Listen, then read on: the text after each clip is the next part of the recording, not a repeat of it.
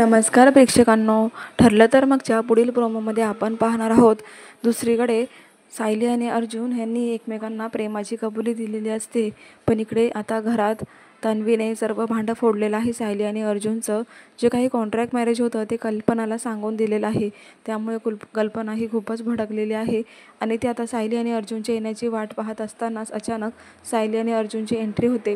ते खूप आनंदात घरात येत असतात, मात्र इकडे कल्पना समोर येते आणि त्यांच्या कॉन्ट्रॅक्ट मॅरेजचे पेपर त्यांच्या अंगावर फेकते आणि म्हणते की तुमचं कॉन्ट्रॅक्ट मॅरेज मला समजलं आहे, तेव्हा तुम्ही माझी फसवणूक केलेली आहे, माझीच काय तर पूर्ण घराची तुम्ही फसवणूक केलेली आहे, त्यामुळे चालते व्हा.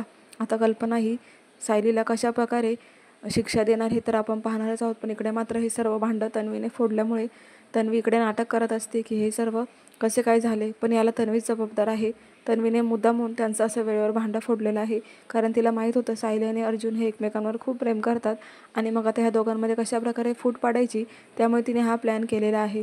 प्रेक्षकांना असा जबरदस्त ट्विस्ट आलेला आहे. पाहायला विसरू नका. ठरलं तर मग अशाच मालिकांचे अपडेट पाहण्यासाठी चॅनलला नक्की सबस्क्राईब करा. धन्यवाद.